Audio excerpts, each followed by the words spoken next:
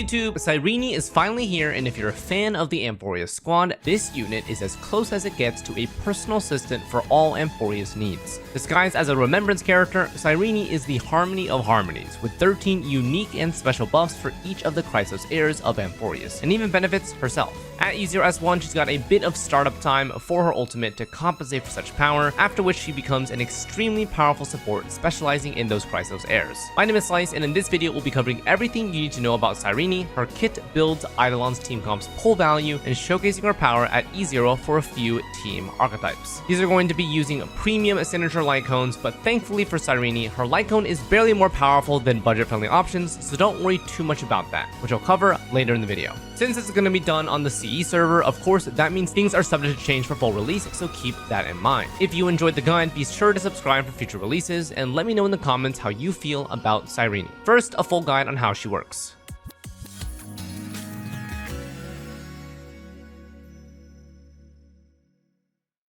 So, from RMC and Mem to Cyrene, we've come quite far to meet our lovely pink queen. She's an ice type on remembrance with basically a full harmony kit. And from a look at her stats, basically the only thing that matters is insanely high speed with a bit of extra crit rate and crit damage if you can have it. Here's a core breakdown of her goods. She has a memo sprite, which is basically herself. No energy bar, instead she has a heart-shaped indicator with a counter that goes up to 27. These are called recollection points, and 24 are needed to unlock her first ultimate and all future ultimates after that. Each one will cost 12 points to use, including the first one, so you can technically ult back-to-back for the first two. More on this later. Once her first ultimate is activated, she can now give members of your team some of the strongest buffs in the game with her Memo Sprite skill. The caveat, they are specialized to only Chrysos Heirs. If they aren't a Chrysos Heir, they'll receive a standard 40% damage bonus increase for 2 turns. At this stage of the game, a 40% damage bonus alone doesn't do all that much, so prioritize pairing Cyrene with a Chrysos Heir for maximum value. Now, before I detail all the buffs, let's finish going over the mechanics of her kit. Now, these recollection points for her ultimate are the most important resource for her, and they can be obtained in the following ways. With A4 Trace, entering combat with 1, 2, or 3 Chrysos Heirs or Remembrance Path characters provide 2 to 3 to 6 points at the start of combat.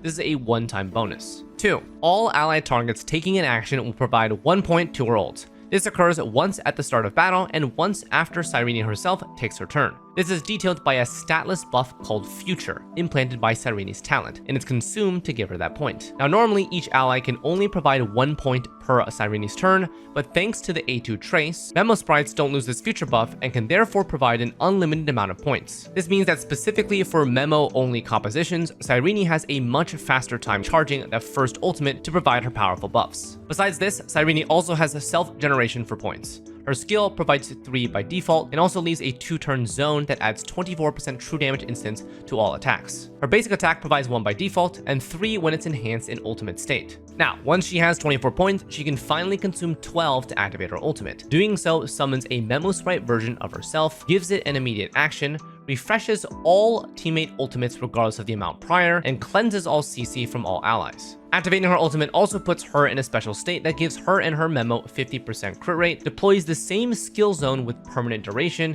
and enhances her basic attack. After this, she will no longer have access to her base skill anymore, so the enhanced basic attack is the only action she can take on her turn. Thankfully, its enhanced form provides 3 points instead of 1, so don't worry about future ult generation. This initial ultimate that refreshes all teammate ultimates happens only once per battle. All future ultimate usages will just give her Memo a turn. Keep in mind that her Memo Sprite naturally has no speed and no action order, but also cannot be targeted. This means the only way it can have a turn is through Cyrene's ult usage. And when her Memo has a turn, this is where all the buffs come from. She has 2 choices, either buff a teammate or do an AoE or bounce damage. You will most likely want to buff a teammate, but some buffs are permanent, which may allow you to deal damage instead. So that's the basis of her gameplay. With high speed, she spams her skill early battle as much as possible and waits until she has enough points. And then at 24, she can cast her first ultimate, refresh all ally ultimates, cleanse CC, and start buffing up. After that, you're going to be spamming enhanced basic attacks until the end of time, using ultimate as needed. Do note that her enhanced basic attack does not generate SP, so she's going to begin SP negative at the start by spamming skills, and then becomes SP neutral. Alright, you ready? Now we deep dive into Chrysos Heir buffs, located in her traces screen at the bottom called This Ode to All Lives.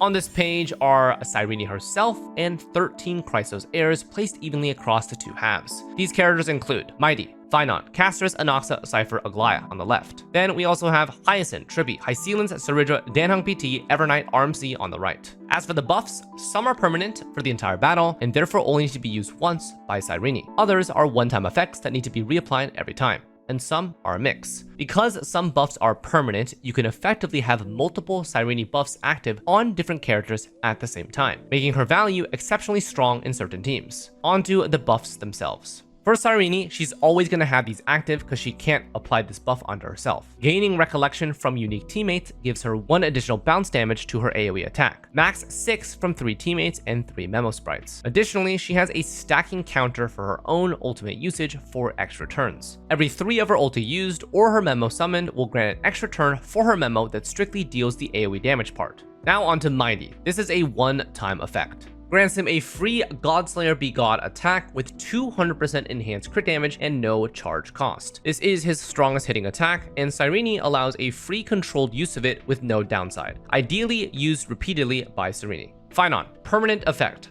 Phynon gains 6 Core Flame instantly and now remains in transformation and increases his crit damage by excess points of Core Flame, 1 per 12% up to 72%. Now that being said, at E0 you won't be able to access 6, you'll only be able to get 3. Also gains 16% free crit rate at all times. If he were to exit his ult state, he instead doesn't, and all extra turns are refreshed and 4 points of Scourge are refunded. At the start of each turn, he also sacks 15% of his current HP to also deal 5 instances of additional damage. This one hurts synergy with Cyrene and Danheng PT, and his own attack percent bonus on second transformation, which in my opinion are not worth the gains that he gets. While he does get a lot of free stat, he's already buffed to oblivion by his supports, so their value is heavily diminished. Castorice, permanent effect. New Bud can now charge up to 200%, allowing overflow. Summoning Netherwing consumes all New Bud and converts the overflow into extra damage multiplier. And if there are 2 or less enemies on field when Netherwing is summoned, the damage multiplier further increases. These bonuses to Castorice are excellent. They help with her single target weakness by providing increased damage multiplier and also give you the freedom to hold her ultimate for better timed usages. Anaxa, one-time effect. +1 SP and an immediate action for Anaxa. His next skill will deal 3 extra instances of damage for a total of 7 per skill. Also gives him a slight harmony bonus by granting all Erudition Path characters 60% attack and 40% skill damage until his next turn. Now the greatest value from this is definitely for main DPS Anaxa, and he also gains even more value from Cyrene's copy. Cyrene in this case is a controllable action advance for Anaxa, able to wait patiently until Cyrene has max charges, so it's ideal to repeatedly use on Anaxa in a main DPS lineup. Cypher,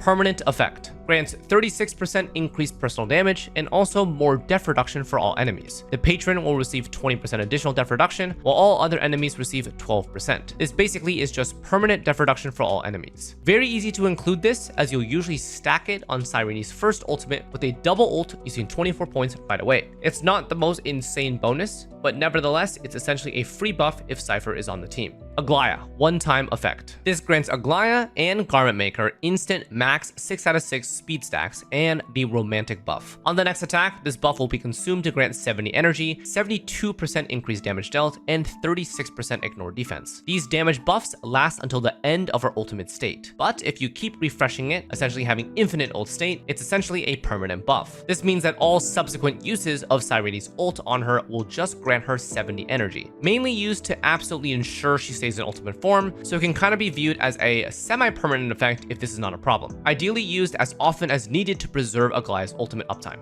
Now onto the right side. Hyacinth, mixed effect. She gets some benefits without targeting her and some benefits with. When Cyrene buffs any target, not including her, Hyacinth will gain 2 stacks of Ode to Sky. These stacks provide increased healing value for Little Ika and are consumed on Hyacinth's skill ult usage. So essentially, she gets increased healing and therefore increased Ika damage after the tally for free. If Cyrene decides to buff her specifically, she'll gain 24 energy. So, ideal usage here is dependent, but typically does not prioritize her. She's more than happy to reap the passive benefits from it. Trippy, permanent effect. Trippy's damage dealt now gains 12% ignore defense and deals 1 extra instance of additional damage. Not a priority to use at all, but if your team consists of only permanent buff effects, then she can take one later on after everyone else has been buffed. Hyacinth, mixed effect. First, one-time bonus, Hyceline's next attack generates 60 energy, and then she also gains a permanent bonus, where Hyceline's damage increases by 120%, and all future basic attack or skill uses now have a detonation effect of 60 to 80% of the original damage, respectively. This bonus is quite substantial for DOT teams because this essentially turns Hyceline's into a DOT explosion bot, just like Kafka, but also massively increases uptime for ult spamming. Kafka will still ideally remain on the team due to how valuable she is for DOT in general, meaning this strength value from Cyrene is likely to compensate for the fact that the DOT team will charge her ultimate on a much slower side since less Chrysos Heirs and less memo sprites on the team.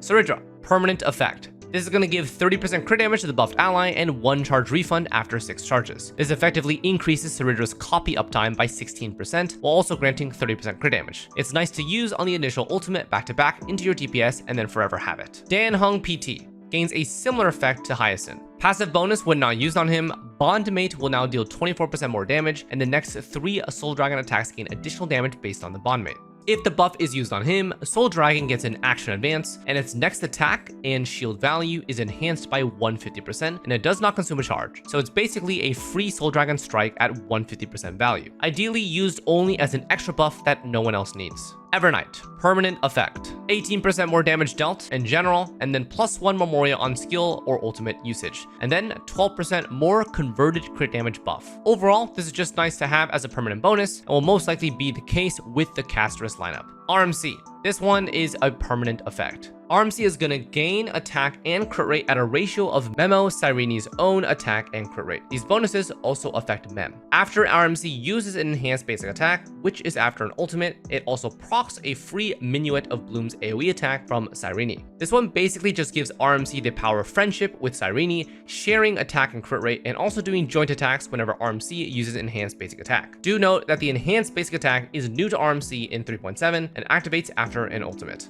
Alright, finally, that's all 14 bonuses detailed. As you guys can see, the buffs Cyrene provides are pretty unique to each character, with some being permanent and some being one-time effects. This leads to different strengths for each team and therefore different outcomes of playstyles for them all. Overall, the balance of these buffs from Cyrene comes from the charge time of that first ultimate. She's essentially a dead slot for the first bit of battle, but once you reach 24 points for the first time, she can double ult to initiate 2 buffs on your team to drastically change their power output. And then finally, the generic buffs that she provides. Her skill zone, which will be permanently active post-ultimate, provides 24% true damage bonus to all attacks. Base talent provides 20% damage bonus for all allies. A6 Trace also provides an additional 20% damage bonus for all allies for 40% total. It also grants Cyrene herself 2% res pen per 1 speed past 180. You'll usually be capping at around 200 speed, so this is an average of a 40% res pen bonus. For herself, she and her memo gain 50% base crit rate and 24% max HP. And of course, her first ultimate that summons Memo Cyrene refreshes all teammates' ultimates fully. Trace Nodes are going to provide 9 speed, 10% HP, and 37.3 crit damage. The speed is the most important, but Cyrene's personal damage does scale with max HP, so all these stats technically do help her. For leveling priority, max out Memo Sprite skill. This contains all the scalings to all Chrysos Heir specific buffs, as well as the generic 40% buff. After that, her own skill for the true damage scaling, then talent for the allied damage bonus, then ultimate for the self crit rate, and then Memo Sprite talent and basic attack as necessary.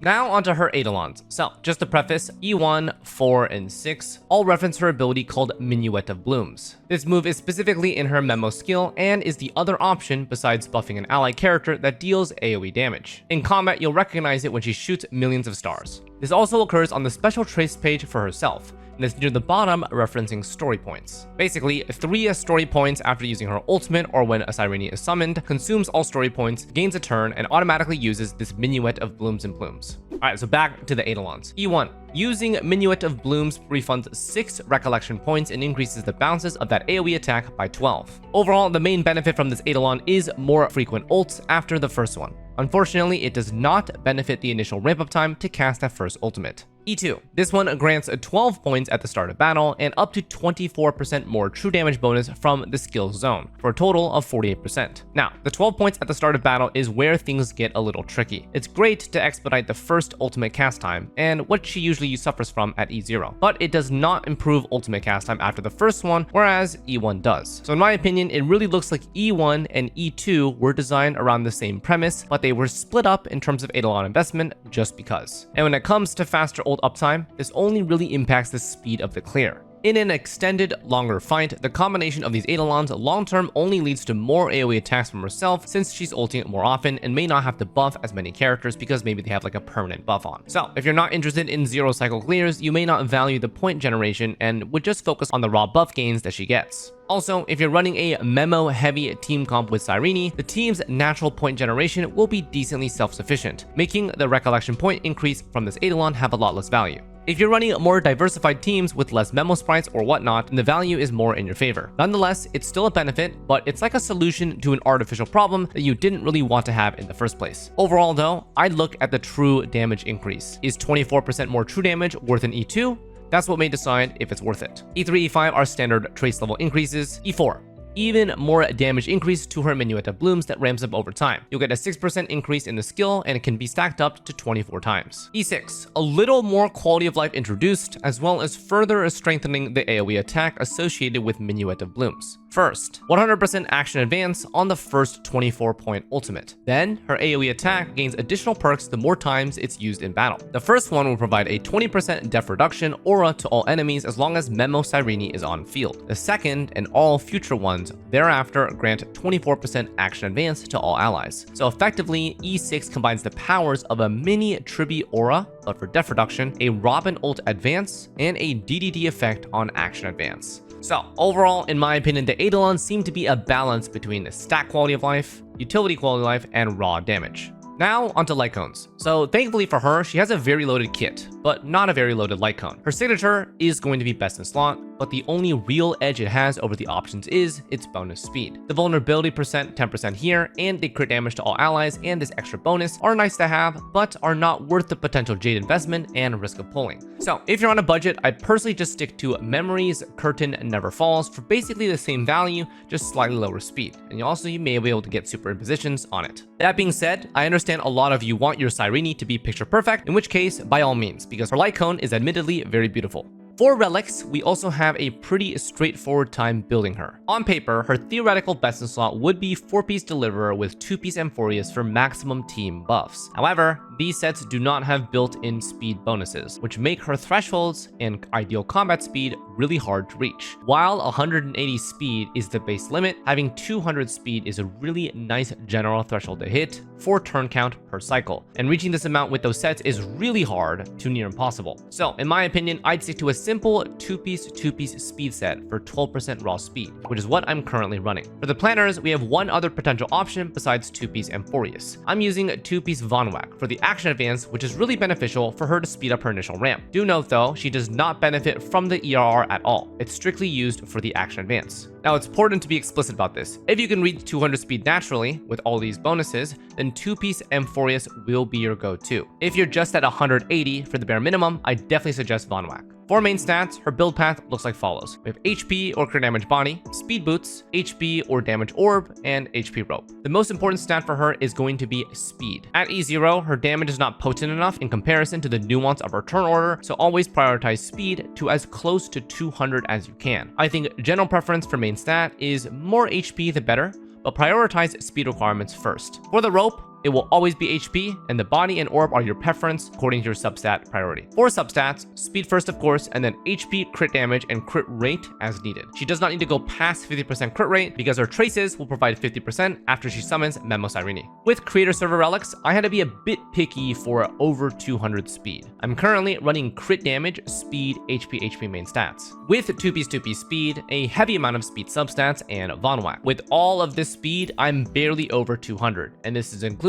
even her signature light cone for the 18%. Doing the math, if you take a look at all my pieces right now, it's taking me 34 speed substats, a 25 speed main stat boots, and double 2-piece set for the 12% speed and a light cone of 18% speed to reach 201. So it's really quite an investment, but it's really worth it long term for her rotations. Again, this is why running 4-piece Deliverer and 2-piece Amphorius might not allow you to reach the 200 speed threshold. For the other stats, I've got 7,000 HP, 10% crit rate, and 200% crit damage. She will get 50% crit rate, like we mentioned, after summoning Memo Cyrene, so this is effectively a 60% crit rate. Not ideal for my taste, but again, speed is #1 priority, so this will have to do. Team synergies. So, with Cyrene teams, we're basically just staring at our special trace page and choosing any of these units to form a core team. But the way her kit works, technically, the more Memo Sprites, the better, but that's just because she ramps up to God mode faster. First, we've got our sustains, and they're going to be core to these teams. On this list, we've got 2 dedicated sustains, Hyacinth and DHPT. Hyacinth is typically preferred due to insane sustain and a +1 Memo Sprite for faster point generation. DHPT is going to be our default attack scaling option if Hyacinth is not optimal. Both of these characters benefit passively from Cyrene buffing other characters, so they are pretty much necessary to include to the team for base recollection points. Then we've got to choose our DPS. So on this list, we've got Mighty, Phynon, Castorice, Anaxa, and Xlice. And then we technically have Evernight and Hycelins as well. So for each of these, let's go through example teams. Mighty. So we have Mighty, Saridra, Cyrene, and Hyacinth. Pretty standard core with Hyacinth as our HP scaling sustain, followed by Saridra for more potential Godslayer copies. With Cyrene and Saridra, you have more frequent and more control over Godslayer attacks. This leads to more DPS and consistency when it matters. Saridra here is interchangeable with Tribi. Next up, Phynon. So we have Phynon, Saridra, Cyrene, and DHPT. Again, a similar standard core, just replacing Hyacinth with our attack scaling sustain DHPT and retaining Saridra for those copies. In this team, problems that can occur though, Phynon is locked to ult form, which means that Saridra and DHPT struggle past the initial setup. Not super recommended, but totally doable. Then we have Castorice. So we have Castorice, Evernight, Cyrene, and Hyacinth. This one's basically the Exodia comp. Maximum value Cyrene team with 2 permanent buffs on Castorice and Evernight and passive on Hyacinth, meaning Cyrene can spam more of her AoE attacks for chip damage. Castorice now has amazing control over when to use her ultimate because of overflow and deals substantially more damage in single target scenarios. On the topic of Evernight, this comp will remain her strongest overall team, but specifically for Evernight DPS without Castorice, you can just add RMC or Tribi instead. Then we have Anaxa. So we have Anaxa, Saridra, Cyrene, and DHPT. This one's low-key a really fun composition running Anaxa main DPS, but also can be a complicated puzzle. DHPT is our attack sustain, and Saridra for those juicy copies, allowing Anaxa to skill spam up to 4 times in 1 turn. In ideal circumstances, this team lines up both Cyrene's boost on Anaxa and Saridra's copy, simultaneously leading to his buff skill getting copied. With Cyrene's action advance on Anaxa as well, this also allows for some precise setups that allow him to have back-to-back turns with strong copies.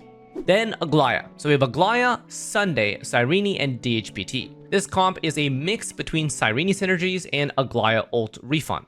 Sunday is going to provide ult synergy and action advance to Xlice, but doesn't synergize with Cyrene the greatest. DHPT has synergy with Cyrene and attack buff for Xlice, but does not have ult energy sustain for Xlice. So overall, the comp works, and energy shouldn't be an issue with Cyrene being on standby most of the time to buff Xlice.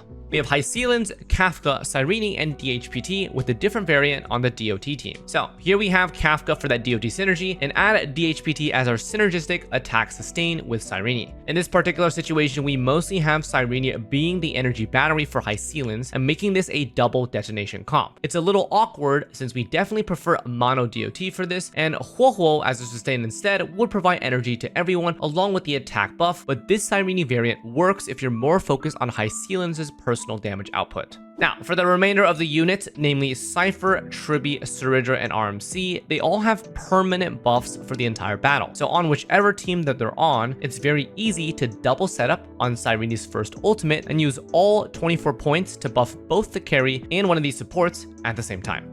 Now, we must mention that the overall biggest winner of them all has to be Hyacinth. The synergy with Hyacinth and Cyrene is a little too perfect. She's a Chrysos Heir, she has a Memo Sprite, and she connects with the HP scalers like Casto and Evernight, has infinite sustain, and is SP positive when needed. That being said, core units that seem to be repeated among these comps besides Hyacinth include DHPT and Saridra. Alright, so I've got two showcases for you guys today, the Exodia comp with Castorice and the brilliantly fun copy Anaxa team. These two comps operate pretty differently in terms of Cyrene usage, with the Exodia comp able to spam her AoE attack more often, while the copy comp continues buffing Anaxa.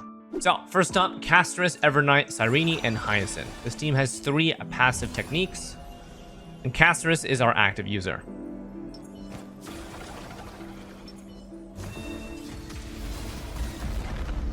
So this is definitely going to be one of her strongest team comps at E0. For this comp, we basically have a perfect 4 Memo Sprite lineup, all Chrysos Heirs, so Cyrene gets the fastest recollection point generation from this team possible. So the only thing we're making a note for this first ramp-up phase is we are going to be holding some ultimates until right after Cyrene goes, just so that we get the recollection points as soon as possible. Because ultimate does count as a turn action, Cyrene is able to get that 1 point just ever so slightly faster. So we're holding Hyacinth's ult here for that exact reason. Evernights we're going to send because we want Evernight to be in buff state. So E here, we're going to be at 100%. We're going to be holding Castorice's ult until right after Cyrene's turn goes. So this explosion is going to happen. Cyrene is up next turn. Alright, so she's going to E for sure. She's going to be at 21 points. We need 24 to activate her first ult. So this, directly into Castorice. Just going to use this. We get +1. Now we're at 23, because we used 1 for the ultimate for the action, but also the Memo Sprite going is another point here. So with Hyacinth ult, we're going to be at 24. And then once a little Eco goes, we're going to be at 25. So, we're going to be at 25 here. Now we can proc this. With both ultimates used, we also get full refund of all ultimates, which is really, really nice. Alright, so now we're going to be buffing Castorice first. And the reason why we're going to choose Castorice first is because we want that new bud generation to unlock as soon as possible. Just looking a little bit at the stat page here so you guys can see. So we're first going to be buffing Castorice. This allows her new bud to overflow. Then we're going to be sending another one and buffing Evernight. And then after this, we can start popping those ultimates. Her AoE chip damage is doing 355k, and then we go Hyacinth ult.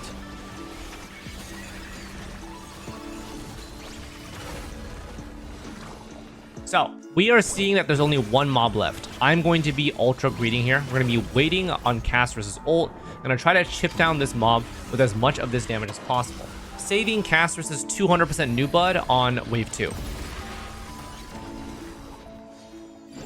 So we're still holding out here. We're going to try to be doing as much chip damage as possible. And we also do have enough time before the cycle ends. So we're just greeting damage here. Evernight is about to send E here. This is going to do an explosion. Explosion is 642k, and the middle mob is almost done. We're just going to send an E here. It is going to further overcap us, but again, we're saving for a big nuke on wave 2. Alright, so this is perfect. I actually panicked on Cyrene's ultimate, but thankfully we killed the mob before we needed to use that extra chip damage. So, as you guys can see, now we're going for Castorice. We have much stronger single target damage with Cyrene buffs. So now we're going to test it out. 200% new bud. Castorice, Netherwing. This bounce damage, 2.5 million, doing 24% instantly when we enter wave 2. So, as you guys can see, from now on, whenever it is Cyrene's turn, because everyone on her team has perma buffs, I can choose to do the AoE attack. I do not need to actively buff Hyacinth. The only thing that it gives her is energy, and she is already at max energy. So, we're basically just doing a massive amount of chip damage. Evernight and Castorice are just ulting whenever available. So the thing about what I like about this comp now is that Castorice does not need to force her ultimate the minute she gets 100%. You can actually wait. You can delay the attack as much as possible because her overflow new bud gives her more scaling and does not waste the value out of it. So I'm waiting until I proc all of these abilities as soon as possible, getting to a stronger and stronger Netherwing ult. Okay, so here is probably where I send it right after I do this, and also use Evernight's ult to put her in her enhanced state. So now we do Castorice at 175% new bud. And we're going to be testing out the single target damage again. Alright, so bounce is coming. 2.1 million. Now we're at 47% on Sam left. And this is just rinse and repeat. Unfortunately, we're not going to be able to get a true 0 cycle here, but it will be a pretty solid 1 cycle. Hyacinth gets an insane amount of value here. It's just too crazy. And also, you notice that we never have skill point problems. With Hyacinth using skill points and Evernight generating skill points whenever EV explodes, it's basically you have infinite skill points. Alright, so that's the first cycle done. We're just about to cast an ult here. I could cast the ult here right away, but in order to guarantee I get this kill here, I'm actually going to generate more new blood. And again, because we're already in the first cycle, I can greed as much as possible here. Make absolutely sure that we kill him off. 15% HP. Hyacinth still generating. 167%. We do have a basic here. We can even decide to use Cyrene's AoE attack again. Alright, now we send Castorice at 177%. The boss is at 11% HP. This is a guaranteed kill. Taking a look at Netherwing stats right now. 125% damage bonus, 470 crit damage, and a good chunk of HP.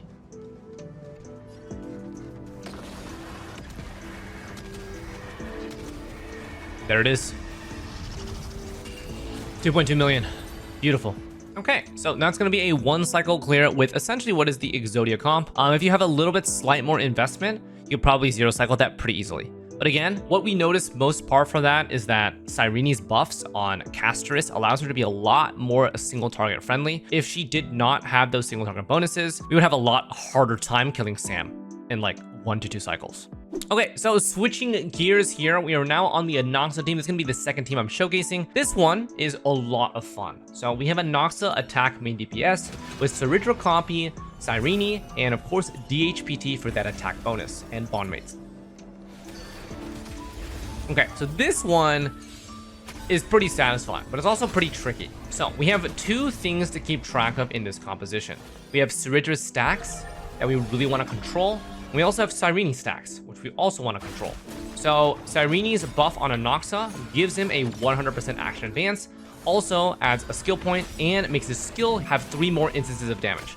Base is 4 instances, so this basically is a 75% multiplier increase, given those extra instances of damage. The problem with this composition that's a little bit tricky to figure out is that it's sometimes hard to know when to use Cyridra's ultimate to get those +2 charges, because you don't want to overcap Anaxa and have it proc before Cyrene goes. So we're doing a basically standard setup here. He's going to be at 6 out of 6 right here. And you'll see why we do this. We are 20 stacks right now. So we have, based off the action order, Cyrene is going to go, and then Anaxa is going to go. So we're going to use Cyrene's E. She's going to be at 23 stacks. And then Anaxa is going to push her to 24. So this is going to be a back-to-back turn that you're going to watch here. So you'll notice, we're just about to end the 0th cycle here and enter the 1st cycle. And it's Cyrene's turn. So we have only 1 chance here. So we go E here at 23 points. We don't have any skill points, but that's fine. Basic attack. Then we do the E copies. Cyridra's already procced, and then we use ultimate right here. So after this ultimate, which is a perfect energy generation, we're now going to Cyrene's ult. And remember, what does Cyrene's ult do? It refunds all of our ultimates. So Anaxa just went. We're doing Cyrene's ultimate here. Now we're going to do a double buff. So we want to make sure we buff Cyridra so that Anaxa gets more powerful from those passive bonuses. And then we're going to buff Anaxa as well. So you see here, I'm going to queue my ultimates here, just for good measure. So it's basically like Avengers Assemble kind of, right? And then Cyridra's going to ultimate here. This is perfect because we're going to get 5 out of 6 charge. That means we're going to get the Presage bonus on Anaxa mid-E and also copy at the same time. So this is a very precise turn, but we're getting all of our value out of it. Okay, so now setup is complete. Anaxa has his ultimate, which we're going to send right now because we're going to get an ultimate again. So ultimate first. He's 5 out of 6 stacks. This is 508k. Do our first E bounce. This is going to proc Synergies Presage, which is going to activate right now. But we still have our second E. So the second E is going to go, and what this leads to is a copy. So 560k here, another one, and a fourth one, and another ultimate. So without those exact bonuses lined up, we would not be able to zero cycle this first wave. But as you guys can see, this is a really cool composition, in my opinion. It's really fun. But that is a successful zero cycle on the first wave with a very precise turn setup.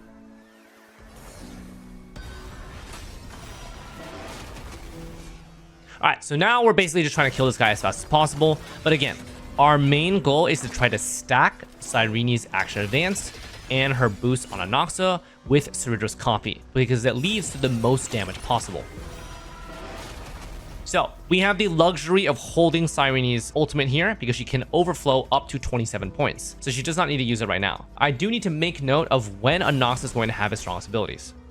So we do decide to basic there. We're going to leave it at 4 out of 6. This means that Anaxa is going to E, get 2 charges, but not proc it right away. So we're going to get 6 out of 6 after this with a double copy.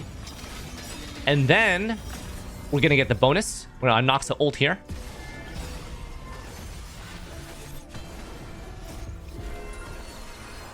Cyrene is going to action advance Anaxa just as he just got his turn for back-to-back turns, and also for the copy.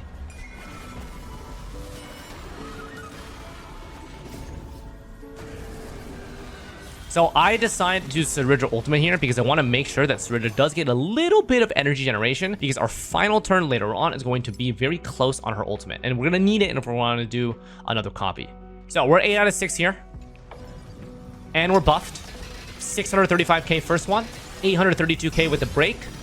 Third one is 784, and fourth one is 784 as well. And now we're 5 out of 6. And that is the 0th cycle on wave 2. Yeah, so I'm really enjoying the way that this lineup goes. We do want to overflow his points here. So he's going to be 6 out of 6. We're going to proc Presage. And here's going to be a very tricky thing. So you see that we do have things lined up. But I will show you guys that I actually wait here. So I just do the Q here, but I don't proc her ultimate because I really want Anaxa to get a double turn. Watch, this is going to be crazy here, okay? So we're 6 out of 6. We're also very, very close on Synergies ultimate. So Anaxa is going to go here. He's going to get 4 skill spams off here. So 1, 2, 3, 4. So we're 3 out of 6 here. Almost have ultimate. Synergies is going to E, 4 out of 6. And then she just has enough energy to ultimate, which brings her to 6 out of 6. It's just absolute cinema here. So with these back-to-back turns, now, after using a Dan Hung auto into ultimate with bondmate bonuses, we can do Cyrene ult. And this is just as the cycle is about to end. So 21, we're at 9 here. Now we're going to buff Anaxa and also action advance him. So he gets that juicy turn. He has ultimate ready. Send the ultimate, and we have a massive copy and the bonus. So we're gonna have 4 E's here. 1, 2, 3, and 4. So unfortunately, I'm not strong enough. But if you were strong enough, you could one cycle this. 1% HP after the Memory of Chaos blessing goes. But overall, as you guys can see, this comp has huge fun potential. It is a little bit complicated because you are holding a lot more abilities than you would be normally used to. But the payoff, I think, is really cool when you get to see Anaxa do a 4 skill spam, get his ultimate like twice in 1 turn, and then get action advance and do it again. So it's quite impressive. I like that a lot.